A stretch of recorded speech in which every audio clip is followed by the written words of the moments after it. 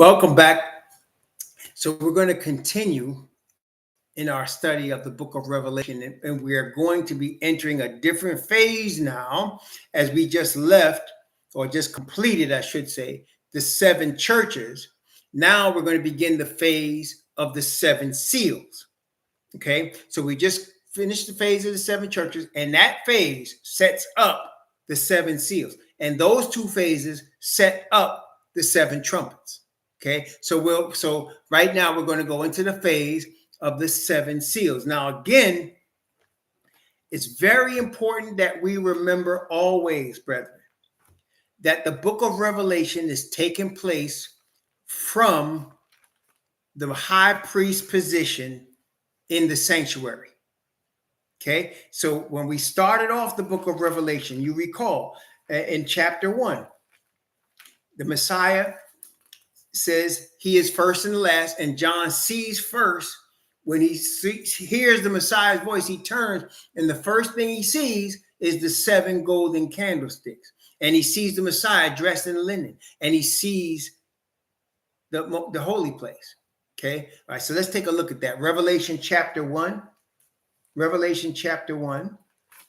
Again, let's start at verse 1, and let's go from verse 1 down to verse 12, actually verse 13. So Revelation chapter 1 from verse 1 to verse 13 as a review, because this is the basis. This is where the whole book of Revelation takes place. And of course, there's a reason for that, as we know, because everything is taking place right now to the Father in the most holy place. And that's what we're about to embark on in chapter 4. So you're going to see everything taking place from the perspective of Messiah, the high priest, as he's receiving it from Father who's on the throne between the cherubim, right? And he's giving it to his servants. Revelation chapter 1, beginning at verse 1. Revelation chapter 1, beginning at verse 1. The revelation of Messiah, Yahushua, which Yah gave unto him, to show unto his servants things which must shortly come to pass. And he sent and signified it by his angel unto his servant John, who bare record of the word of Yah, and of the testimony of Messiah Yahushua, and of all things that he saw. Blessed is he that readeth, and they that hear the words of this prophecy, and keep those things which are written therein, for the time is at hand. John, to the seven churches which are in Asia, grace be unto you, and peace from him which is, and which was, and which is to come, and from the seven spirits which are before his throne, and from Messiah Yahushua, who is the faithful witness, and the first begotten of the dead, and the prince of the kings of the earth, unto him that loved us and washed us from our sins in his own blood, and hath made us kings and priests unto Yah and his Father. To him be glory and dominion forever and ever. Amen. Behold, he cometh with clouds, and every eye shall see him, and they also which pierced him, and all the kindreds of the earth shall wail because of him. Even so, amen. I am Alpha and Omega, the beginning and the ending, saith Yahweh, which is, and which was, and which is to come, the Almighty Al Shaddai. I, John, who also am your brother and companion in tribulation and in the kingdom,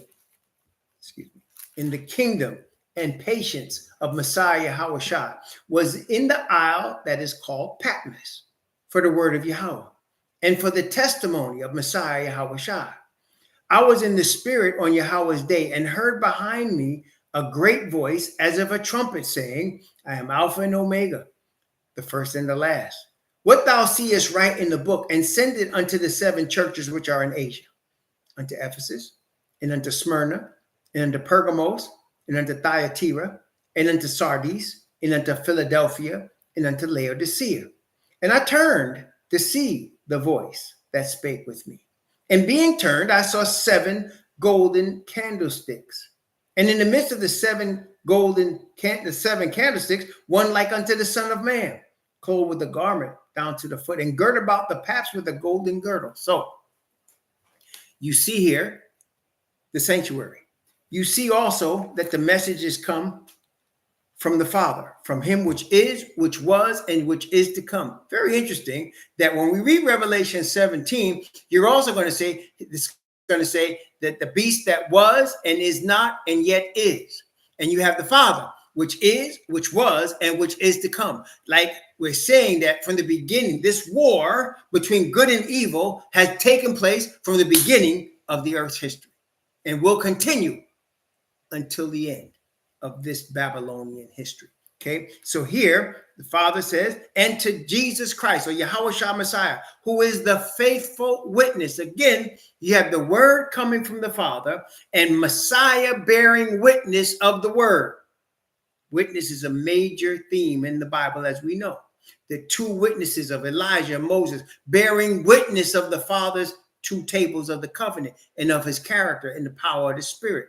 The witness, the Bible says, the Father tells us in Isaiah, you are my witnesses, that now I am the Most High and there is none else. See, so the theme of witness is extremely important, and Messiah represents that witness. The testimony of Messiah is the witness of Messiah.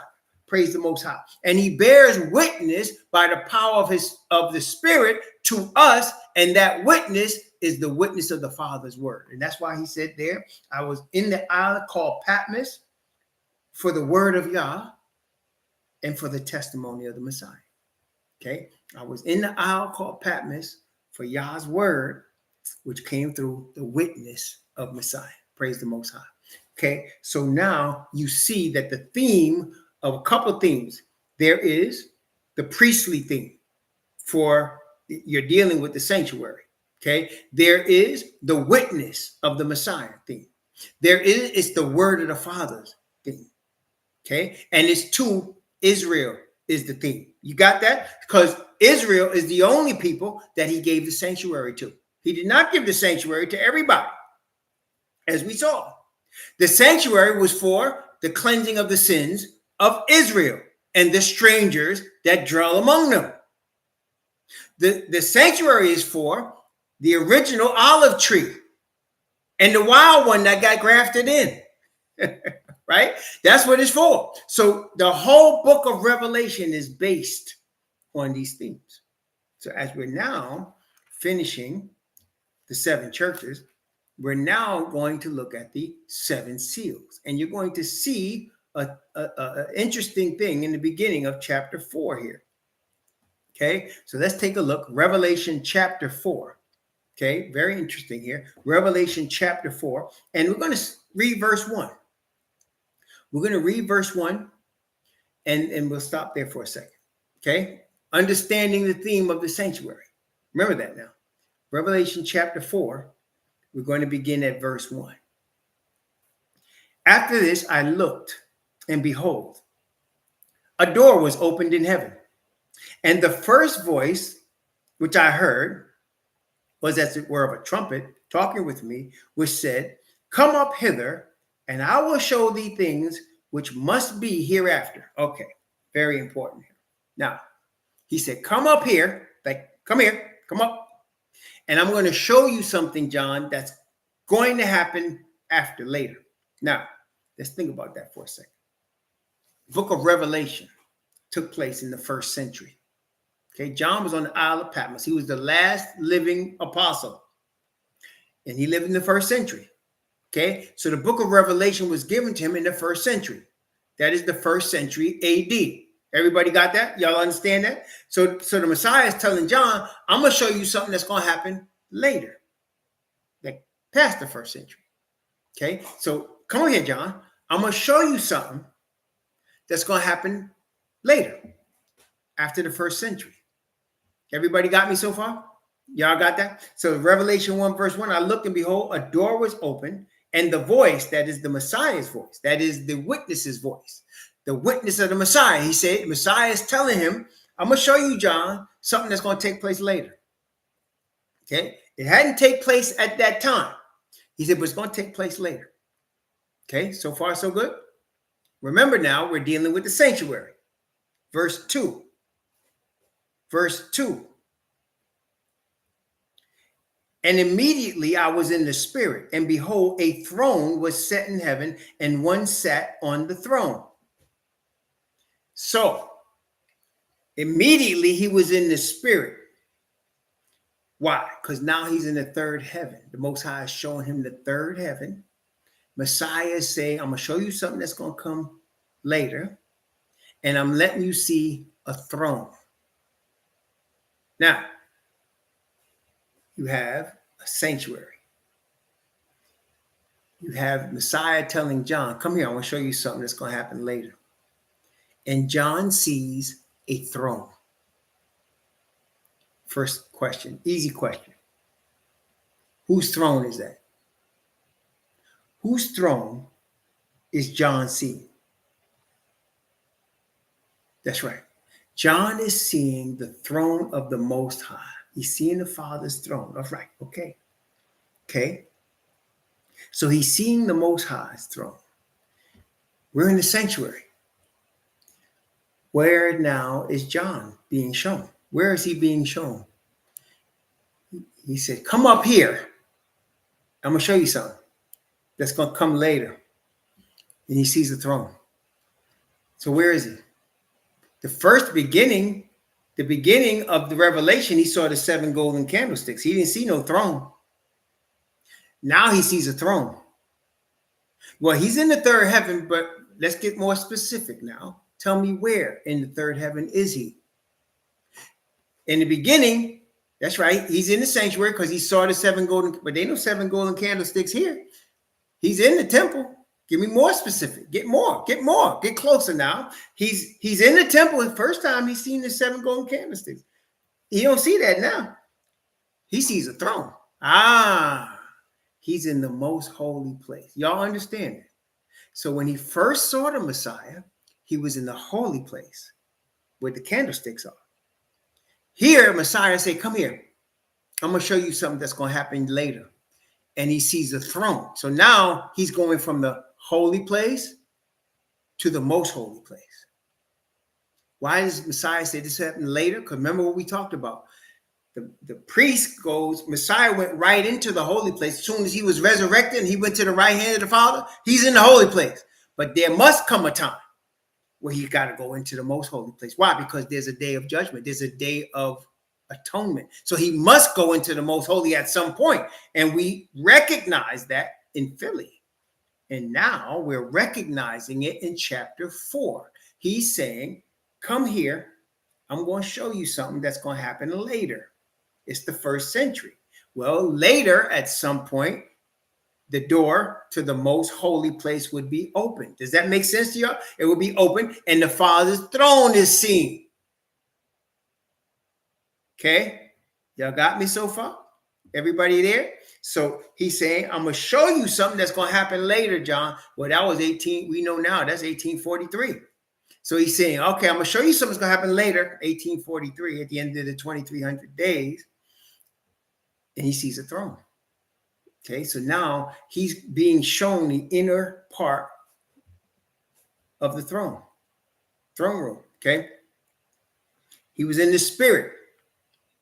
Now he sees the throne. Okay, now let's take a look. Revelation chapter 4. Let's look at verse 3 and 4. Verse 3 and 4.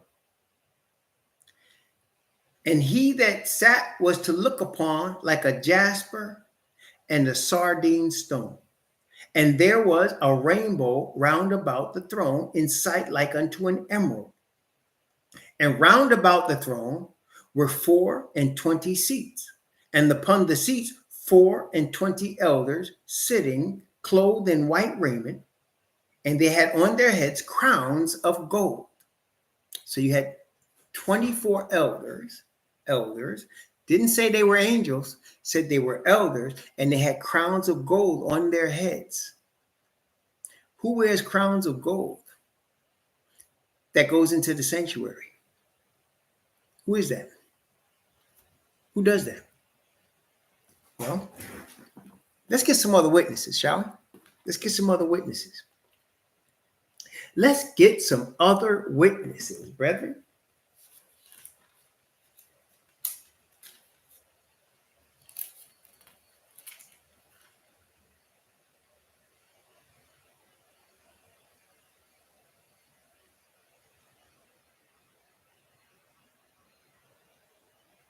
Okay, ready?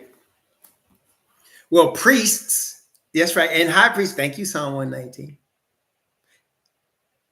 Let's go to, now we talk about 24 elders, right? We talk about the Bible being a book of numbers, right? Right? Let's go to First Chronicles chapter 24. Let's go to First Chronicles chapter 24. Isn't this something else? 24 elders. First Chronicles chapter 24. Okay? You ready? 24 elders. First Chronicles chapter 24. And we're going to read from verse 1 down to verse 6. 24 elders. First Chronicles chapter 24. Now these are the divisions of the sons of Aaron. The sons of Aaron, Nadab and Abihu, Eleazar and Ithamar. Now, but Nadab and Abihu died before their father and had no children. Therefore, Eleazar and Ithamar executed the priest's office. So Aaron had 4 sons. We know 2 of them died because they offered strange fire before the Most High. So he had 2 sons, Eleazar and Ithamar. So far, we got that, right? Verse 3. And David distributed them, both Zadok of the sons of Eleazar and Ahimelech of the sons of Ithamar, according to their offices in their service. And there were more chief men found of the sons of Eleazar than the sons of Ithamar. And thus they were divided. Among the sons of Eleazar were 16 chief men of the house of their fathers, and 8 among the sons of Ithamar, according to the house of their fathers. So you had the 2 sets of priests, Eleazar, Ithamar. Eleazar had 16 priests. Ithamar had 8. When you add 16 and 8, how many are there? When you add 16 plus 8, what is that added to? So 16 of the priests from Eleazar and 8 of the priests from Ithamar.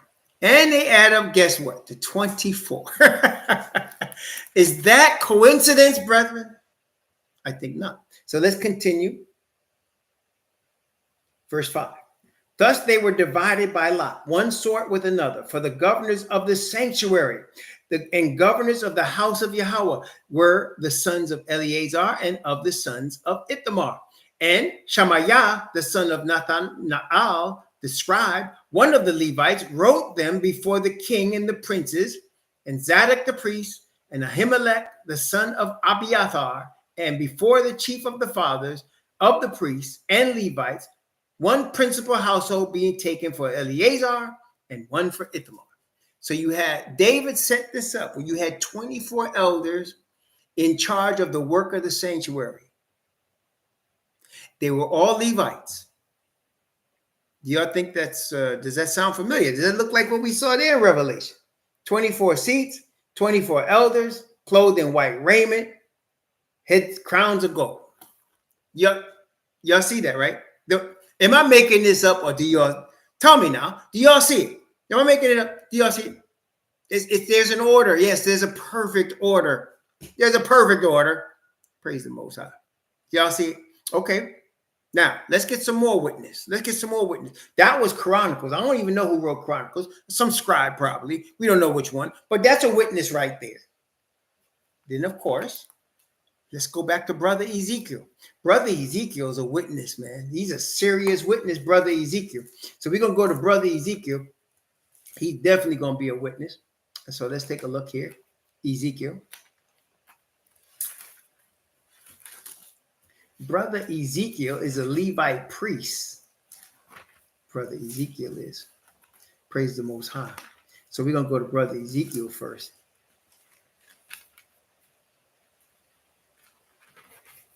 All right. Brother Ezekiel, chapter 1. Brother Ezekiel, chapter 1. And let's just read chapter 1. I mean, it's a little bit confusing, I have to admit. Them wheels within the wheel. But we understand there's a throne. And we understand there's a rainbow. And we know whose throne and whose rainbow that is, because John just told us in Revelation chapter 4. We won't get a third witness, don't worry. Ezekiel chapter 1.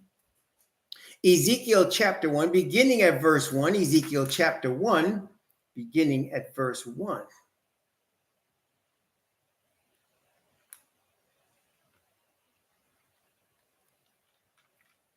Now it came to pass in the 30th year, in the 4th month, in the 5th day of the month, as I was going among the captives by the river Kabar, that the heavens were opened, and I saw the visions of Yah. In the 5th day of the month, which was the 5th year of King Jehoiakim's captivity, the word of Yahweh came expressly unto Ezekiel the priest, Hebrew Israelite priest. Wait, do you think the Most High purposely described this stuff for us? Do you think it was just coincidence that all of these men were Hebrew Israelites?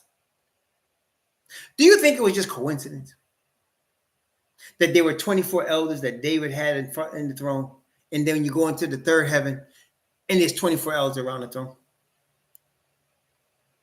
Do you think that we're of the fewest people on the planet Earth that see these things? See, brethren, there's a reason the Father's showing us this stuff. It's not just because we're going to be smart. It's because he's trying to prepare us as his remnant. He gives us the information so that we can know what's about to happen. That's what prophecy is all about. To show unto us, the servants, things that must shortly come to pass. Let me explain something to you. You are one of the less than 1% people on planet Earth that see what we just saw. Now, as you can see, it's there for everybody to see. But really and truly, brethren, how many people have you ever saw talk to you about this here? And I'm not saying just me. I mean, there's few. I'm saying few, right? That have really discussed this stuff like this. That's right here in front of all of us, for all of us to see. But like very few see it. Very few see it. I'm just trying to express to us how blessed we are. How blessed we are that the Father is showing us these things. The majority of earth has no clue, brethren. I mean, zero, no clue. They have no idea what's about to hit them. They don't know. Everybody can feel something. Like you say, like even the children of Yefet, Gog and Magog, they know something is coming. They don't know what it is, though. It's almost like being blindfolded and you're about to get bashed by something and you can't tell from what direction it's coming, but you know something's coming. That's how they are. Our eyes wide open. He's showing us. He's showing us. It's a blessing, man. Okay. So now, verse 3. The word of Yahweh came expressly unto Ezekiel, the priest, the son of Buzi, in the land of the Chaldeans by the river Kabar. And the hand of Yahweh was there upon him. And I looked, and behold, a whirlwind came out of the north, a great cloud, and a fire enfolding itself in brightness, and a brightness that was about it, out of the midst thereof, as the color of amber, out of the midst of the fire. Also, out of the midst thereof came the likeness of 4 living creatures. This was their appearance. They had the likeness of a man. Every one had 4 faces. Every one had 4 wings. Their feet were straight feet. The sole of their feet was like unto the sole of a calf's foot. This always gets me because I can't even picture what this looks like. They sparkled like the color of burnished brass. And they had the hands of a man under their wings and on their 4 sides. And they 4 had their faces and their wings. Their wings were joined one to another. And they turned not when they went. They went every one straight forward. And for likeness of their faces, they 4 had the face of a man and the face of a lion on the right side. They 4 had the face of an ox on the left side. They 4 had also the face of an eagle. You're going to see that again in Revelation. In fact, let's take a look. Let's compare. Revelation chapter 4. Notice what it says here. Revelation chapter 4. Verse 7. We're going to come back and read it again. We're not going to skip anything. But look at verse 7. The first beast was like a lion. The second beast like a calf. The third beast had the face of a man, and the fourth beast was like a flying eagle. So you can see, we can bear witness now that John and Ezekiel are seeing the same thing. The only difference is Ezekiel is seeing it when they were in the captivity after destruction of the first temple. John is seeing it far past that. After Messiah had come, paid the penalty of sin, and taken his place as high priest. And now looking into the future, what shall be hereafter. He's looking at our time. So John is seeing it in the future, in our time. Ezekiel is seeing it in the past. Both of them are seeing the same thing. Okay? It's something, isn't it? Ezekiel chapter 1, verse 8. And they had the hands of a man under their wings on their four sides, and they had their faces and their wings. Their wings were joined one to another. They turned not when they went. They went every one straight forward. As for the likeness of their faces, they four had the face of a man and the face of a lion on the right side. And they four had the face of an ox on the left side. And they four also had the face of an eagle. Thus were their faces, and their wings were stretched upward. Two wings of every one were joined one to another, and two covered their bodies. And they went every one straight forward. Whither the spirit was to go, they went. And they turned not when they went. As for the likeness of the living creatures, their appearance was like burning coals of fire, and like the appearance of lamps. And they went up and down among the living creatures. And the fire was bright, and out of the fire went forth lightning. And the living creatures ran and returned as the appearance of a flash of lightning. Can you imagine? Now, as I beheld the living creatures, behold, one wheel upon the earth by the living creatures with his four faces. And the appearance of the wheels and their work was like unto the color of beryl. And they four had one likeness. And their appearance and their work was, as it were, a wheel in the middle of a wheel. When they went upon their four sides. They turned not when they went. As for their rings, they were so high that they were dreadful, and their rings were full of eyes round about them four. And when the living creatures went, the wheels went by with them. And when the living creatures were lifted up from the earth, the wheels were lifted up. Whether the spirit was to go, they went. Whether their spirit was to go, and the wheels were lifted up over against them. For the spirit of the living creature was in the wheels. When those went, these went. When those stood, these stood. And when those were lifted up from the earth, the wheels were lifted up over against them. For the spirit of the living creature was in the wheels. And the likeness of the firmament upon the heads of the living creature was as the color of a terrible crystal stretched forth over their heads. And under the firmament were their wings straight, the one toward the other. Every one had two, which covered on his side, and every one had two, which covered on that side, their bodies. And when they went, I heard the noise of their wings like the noise of a great waters, as the voice of Al Shaddai, the voice of speech, but the noise of an host. When they stood, they let down their wings. It must have been something to see, y'all. Shoot. And there was a voice from the firmament that was over their heads, where they stood and let down their wings. And above the firmament, watch this, that was over their heads was the likeness of a throne, as the appearance of a sapphire stone. And upon the likeness of the throne was the likeness of as the appearance of a man above upon it. And as the color of amber, as the appearance of fire about within it, from the appearance of his loins even upward, and from the appearance of his loins even downward, I saw, as it were, the appearance of fire, and had a brightness about it. And as the appearance of the bow, see, there's the rainbow, as the appearance of the bow that is in the cloud in the day of rain, so was the appearance of the brightness round about. This was the appearance of the likeness of the glory of Yahweh. When I saw it, I fell upon my face and heard the voice of one that spake. So he sees the same thing that John sees.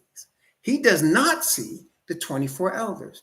We're going to talk about that in a second. But he sees the Father's throne. He sees the rainbow. He sees the brightness. He sees the four creatures. Exactly what John saw. But John and Ezekiel aren't the only two that saw it. Let's get another witness. Daniel. Daniel is another witness to the same thing. Daniel is another witness. Daniel chapter 7. Daniel chapter 7, beginning at verse 9. Daniel chapter 7, beginning at verse 9.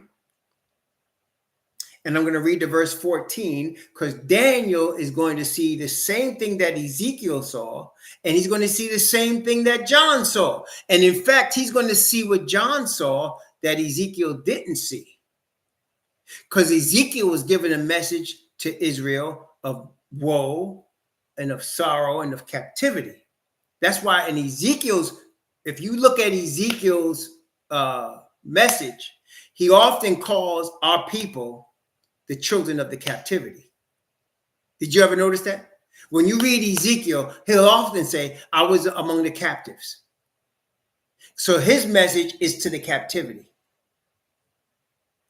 Revelation in John's message and Daniel's message is for the end of the captivity, for the overcoming of the captivity. Okay, now in between the message of Daniel and John is Messiah, who is the key of us, again, leaving captivity. Why? Because as we go through Messiah to our Father, he pours on us his spirit, and we keep his word, and we do not deny his name. And that, my brethren, is the key to us taking the kingdom. Okay, that's the key to us taking the kingdom. So here, Daniel is going to be shown the same thing, but he's going to be shown another aspect of it. So let's look at Daniel chapter 7 from verse 9 to verse 14. Daniel chapter 7 from verse 9 to verse 14. I beheld the thrones. I beheld till the thrones were cast down, and the Ancient of Days did sit, whose garment was white as snow, and the hair of his head like the pure wool. His throne was like a fiery flame, and his wheels as burning fire. So you notice he mentions a throne, he mentions wheels. So now you know you're dealing with the Ancient of Days, who is the Father. Y'all see that? So this is the Ancient of Days. The Ancient of Days is the old of days. That means he's the oldest of all anything because he was around before anything. He's the Ancient of Days, and he's on his throne. And notice he has hair like wool. He has hair like wool, and he has garment on. It's white as snow, pure wool. His throne, a fiery flame, and wheels. We just saw Ezekiel describe wheels and a throne. Okay, verse 10. A fiery stream issued and came forth from before him. Wait a minute. We saw that in Revelation, didn't we? Didn't we see a fiery stream come forth from the Father in Revelation? I'm going to tell you it's in chapter 1. We're going to see it again in chapter 4, but it's in chapter 1. What was the fiery stream, brethren, in Revelation chapter 1 that issued and came forth from the Father? I'm going to let you tell me. What was the fiery stream that issued and came forth from the Father in Revelation chapter 1? You're going to also see it in Revelation chapter. Nope. You're going to also see it in Revelation chapter 4. Look in chapter 1. Look in chapter 1. I'm going to give this an open book quiz. It's an open book. Go ahead. Look at chapter 1. There's a fiery stream. Tell me, what is it? What is it? Tells you what this fiery stream is. That's right. That's right, Gary Joseph. It says it is the 7 spirits before his throne. Did y'all remember that? Revelation chapter 1. Revelation chapter 1.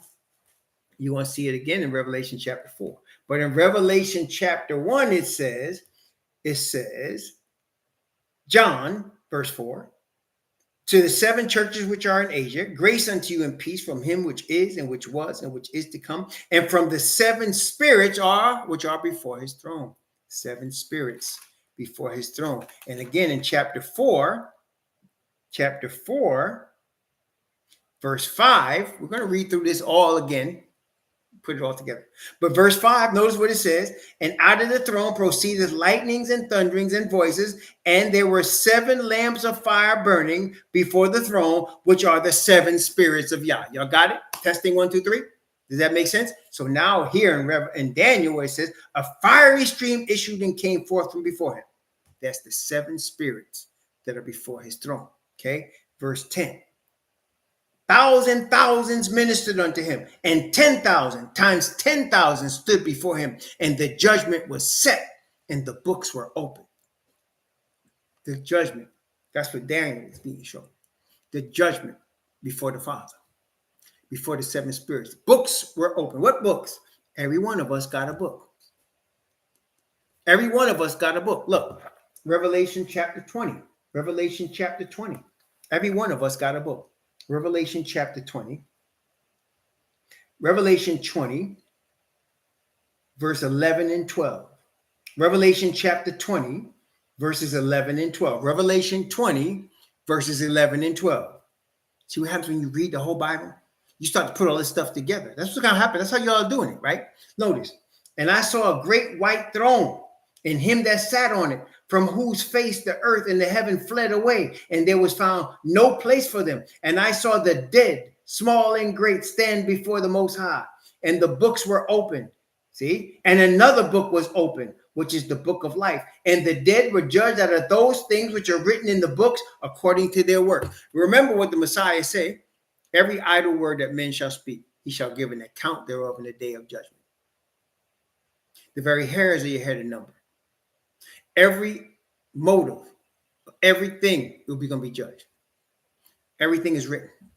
The books were open. There's a book for each one of us. All our life is written in there. Whole life is written in the books. Then there's another book, book of life. That's the checkbook right there. Book of life says if you're coming into the kingdom or not. So you're judged, and then they look in the book of life. Is your name there? No? Sorry. Sorry. But Lord, we did so many things in your name. Sorry, I don't know you. Your name's not in the book. Sorry. But Lord, we preached in your name. Sorry, I don't know you.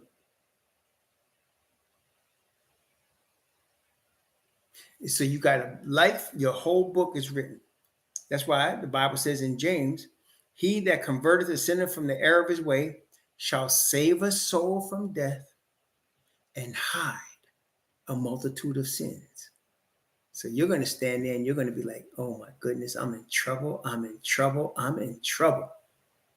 And the angel's going to open your book and say, welcome home. And you're going to say, you're talking to me? What about my book? Nothing but righteousness in here. Nothing but truth in here. No errors in here. No sins in here. And your name is in the book of life. And you're going to say, how can that be? You know who I am.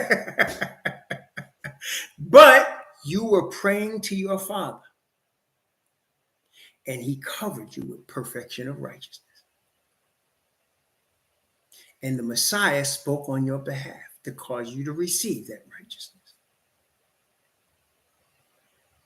And your name is going to be written, and there'll be no sin on your books. And your name will not be blotted out. Praise the Most High. And there's going to be others saying, I know my name is in there. Could you look again? I'm sorry, I don't know you. I had whole churches. I did seminars. I baptized thousands of people. I don't know you. Your name is not here. Sorry, sir. Could you look again? Sorry, sir. I know who you are. Whereas others are going to say, are you sure you're talking about me? Are you sure you got the right guy? You know what I was doing? Praise the Most High. Daniel chapter 7, verse 11. I beheld then, because of the voice of the great words which the horn spake. This is the little horn. I beheld even till the beast was slain and his body destroyed and given to the burning flame. That's Revelation 19, the beast and the false prophet. thrown into the lake of fire, which we'll get there.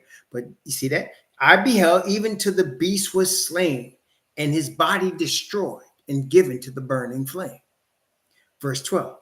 As concerning the rest of the beasts, they had their dominion taken away, yet their lives were prolonged for a season in time. If you recall, all of the beasts made a conglomeration in Revelation chapter 13. You had the lion, the bear, the leopard, remember? And then you had this 10 horn beast. All of that was Revelation 13. That's it. That's why it says their dominion was taken away, but their lives are prolonged, because they were all included in the final kingdom, which we now live, of Babylon.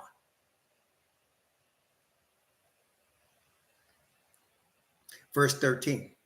Now, when you're looking at verse 13 of Daniel chapter 7, verse 13 and 14, listen. When you're looking at verse 13 and 14 of Daniel chapter 7, you are going to be seeing chapter 5 of Revelation. Let me say that again. So we're going to read verse 13 and 14 of Daniel chapter 7. When you're looking at that, you're also seeing Revelation chapter 5. And when you understand that puzzle, when we get to chapter 5, it's going to be so clear to you. Okay? It's going to be so clear. All right? So let's go Revelation chapter 7. I'm sorry. Daniel chapter 7, verse 13 and 14. Daniel chapter 7, verse 13 and 14. Okay? I saw in the night visions, and behold, one like the Son of Man came with the clouds of heaven and came to the Ancient of Days. And they brought him near before him. So if the Ancient of Days is the Father, and someone like, they say his name, they call him the Son of Man, is coming to the Ancient of Days. Who is the Son of Man coming to the Ancient of Days that they bring near before him? Who is the Son of Man? That is Messiah. That's right. Messiah is Son of Man to the Father. To us, he's the Son of Yah. But to the Father, he's the Son of Man. That's the Messiah. All right. Verse 14. And there was given him, that means the Son of Man was given something from the Father. There was given him dominion and glory and a kingdom, that all people, nations, and languages should serve him. His dominion is an everlasting dominion, which shall not pass away, and his kingdom that which shall not be destroyed. So the Messiah is given what? Dominion and glory and a kingdom. So Father is giving to his Son of Man a kingdom. Remember that now. Father is giving a kingdom to his Son. Now, the geography of the kingdom has been outlined. It says all nations, people, languages should serve him. So your kingdom consists of all the nations, all the people, all the languages. That is the Messiah's kingdom. You got me so far? Okay. Okay. So all the people, all the nations, all the languages are Messiah's kingdom. Okay. Now back to Revelation chapter 4.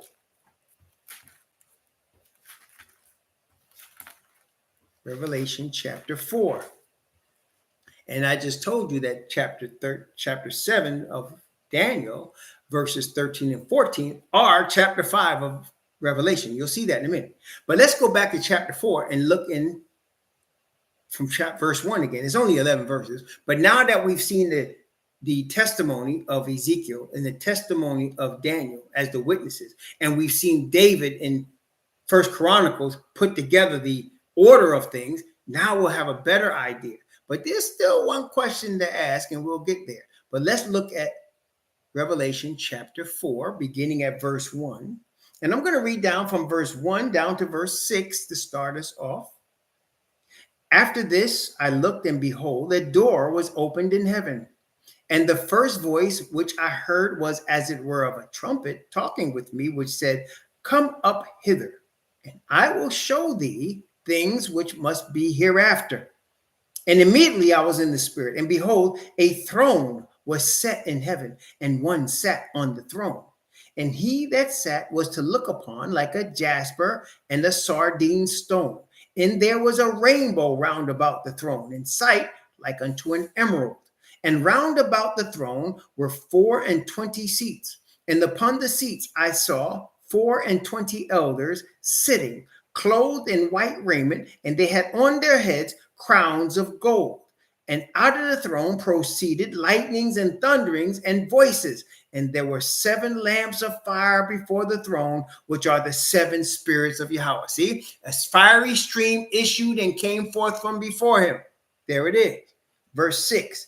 And before the throne was a sea of glass like unto crystal. Again, so now from this point, brethren, anytime you see a sea of glass, we automatically know we're standing before the throne of Yah. Do y'all see that? I want to make sure. So anytime you see a sea of glass mentioned in the book of Revelation, at this point now, you'll know that whoever's on that sea of glass is standing before the Father's throne, because it says it right here. And I saw, and before the throne, there was a sea of glass like unto crystal.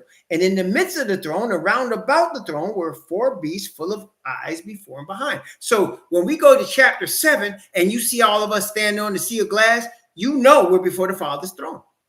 Okay, we're standing before the Father's throne on the sea of glass. Now, question. Ezekiel did not see 24 elders. Daniel did not see 24 elders. John sees 24 elders. Where did they come from? Where did the 24 elders come from? And why did they appear in Revelation, but not in Ezekiel and Daniel? Ezekiel, Daniel, and John all saw the throne. And Daniel even saw the judgment scene. But where'd they come from? That's right. Micaiah, Israel, thank you, Niviska. I am praising the Most High. When I see the saints reading the word of the Most High, my mission is getting fulfilled. I praise the Most High. Please read your Bible, because y'all just answered the question. I praise the Most High. Let's go to Matthew chapter 27. Matthew chapter 27. Matthew 20. That's right, Manny. That's exactly right. Oh man, y'all don't know what you're doing to a brother. That's Matthew chapter 27. Matthew chapter 27. Now, I'm going to start, let's see. I'm going to start at verse 45. Verse 45 of Matthew 27.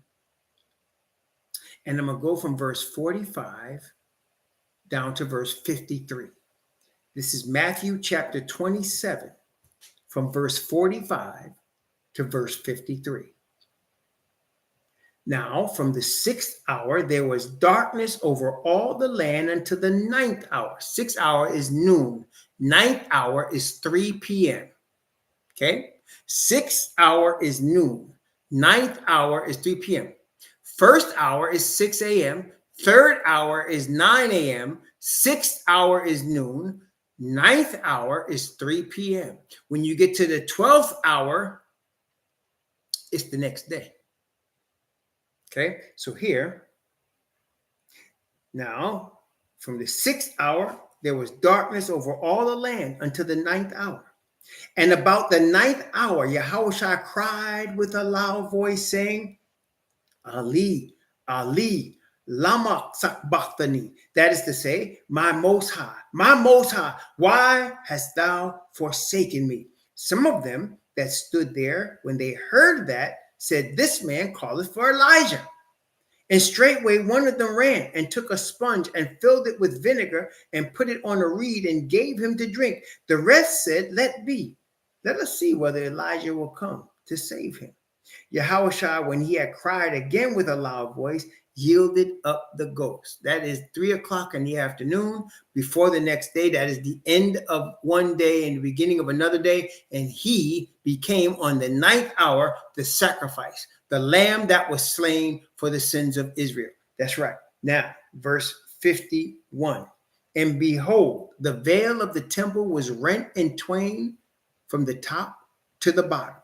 And the earth did quake, and the rocks rent, and the graves were opened, and many bodies of the saints which slept arose and came out of the graves after his resurrection, and went into the holy city and appeared unto many. There's your 24 elders. There's your wave offering. There they are. The first fruits of the Messiah's victory over sin are these 24 elders. Right? The saints arose and appeared to many as witnesses to the resurrection of Messiah, and people became witnesses of their resurrection, and they went with Messiah to the third heaven, and they became the 24 elders. Praise the Lord. It never tells us their names, right? It never says who they are, except we know they're Levites. It never says, it could be anybody. It could be Ezekiel, it could be John the Baptist, it could be Malachi, it could be a whole bunch of people. We don't know who it is. But there's 24 elders. And David showed us that they are Levites. Okay? David showed us that, and there are 24 elders there, and they're ministering to the sanctuary. Yep. First Chronicles 24. So we put all that together. You know they are Levites. You know that they come from the resurrection of the Messiah. And you know that they're serving the Father as priests. That's right. That's right. We're going to get there, Mikhail Israel. That's right. That's right. Okay. That's right. We're going to get there. But you see how exciting this is, that we're seeing things that we would have never saw if the Father's Spirit hasn't showed us. And not only is it showing us, so now look at what we know now by the grace of the Most High. We know what everything is right now. We know what's happening in the third heaven. We know why. We also know what the result's going to be and what the preparation is and why it is. We know this now. Not only that, even just as important, we know who we are and how do we fit in all this. We understand this. You see this? This is extremely important, brother. I want to tell you how rare this is. 1% probably of the earth only knows this. And that's a big number, I'm thinking, if it's that many. Okay, if it's that many. Very small remnant. There was only 8 on board Noah's Ark. We're dealing with them same type of ratios right now. Very small numbers, very, very small. Okay, praise the Most High. All right, Revelation chapter 4. Revelation chapter 4. All right, let's continue now with the beast. To finish this chapter from verse 7 down to verse 11. The first beast was like a lion. The second beast like a calf. And the third beast had a face as a man. And the fourth beast was like a flying eagle, which Ezekiel also saw. And the 4 beasts, which had each of them 6 wings about him, and they were full of eyes within, and rest not day and night, saying, Holy, holy, holy, Yahweh Al Shaddai, which was and is to come. I didn't understand this at some point, Say, man, they must be bored to death. Because I thought about being in church, right?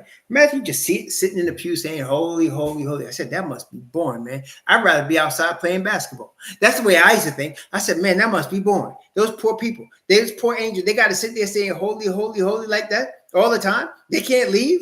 Man, they must be bored to death. That's the way I thought it. But then the Father showed me something.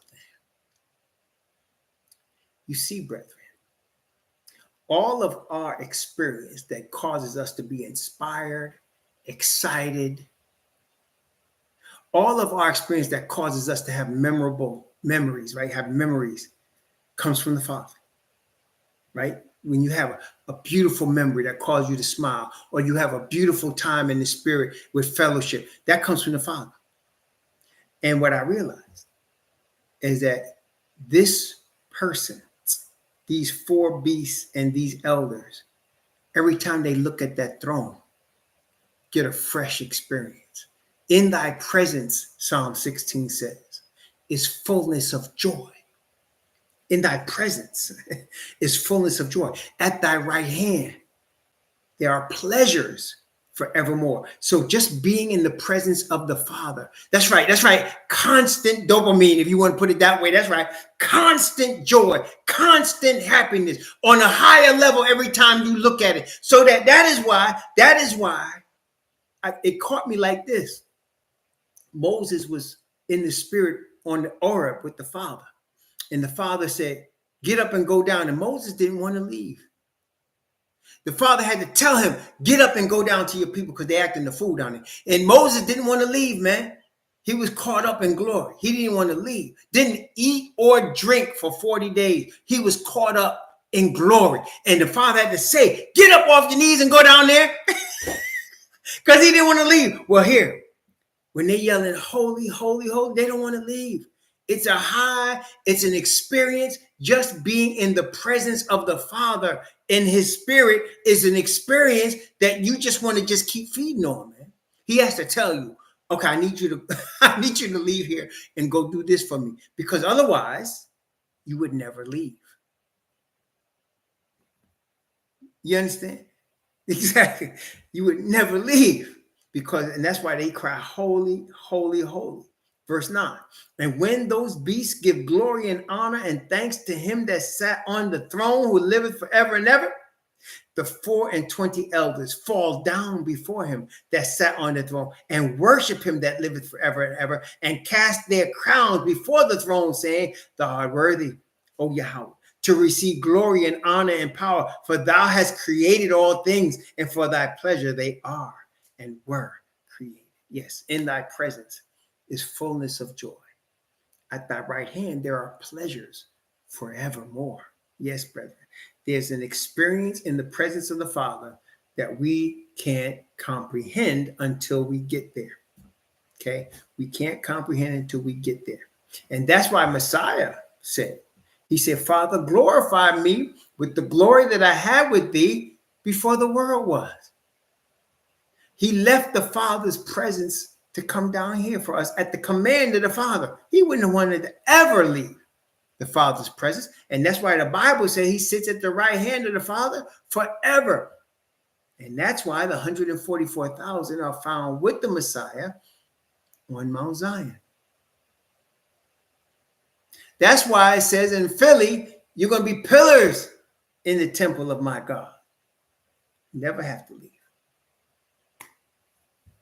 Praise the Most High. Moses came down with his face glowing. Didn't want to leave. Didn't want to leave the Father's presence. The Father had to say, okay, go down. Because he didn't want to leave. That's what's going on right here. Praise the Most High. Praise the Most High, man. So now we're going to save chapter 5 for next Friday. We're going to save chapter 5 for next Friday. But, yep, everlasting joy. That's right. Yes. Praise the Most High. That's why, brethren, it's come to the point where when we get into the Father's presence and Messiah's presence in the kingdom, when we're seeing the New Jerusalem, when we're seeing the kingdom that's going to be ours, we won't remember any evil. It won't come to mind because the glory and power, the overwhelming splendor of what we will see we won't be able to even think of anything else that we ever saw before. It wouldn't even matter because it's going to be all that, you mean. So, yeah, and that's why the Bible says, I have not seen nor ear heard, neither has it entered into the heart of man the things that Yah has prepared for them that love him and wait for him. Praise the Most High. Praise the Most High. We are blessed people. We really are. We praise Yah for his word and for his spirit and for his truth. We praise him. We are blessed people, y'all. So now we're going to read chapter 5. And like I said, when you see Daniel 13, chapter 7, verse 13 to 14, look at chapter 5. It's the same thing. Okay? So we'll get into that next week. Meantime, may the Most High bless you and keep you. May he cause his face to shine upon you and be gracious unto you. May he lift up his countenance upon you and give you peace. Shalom, family.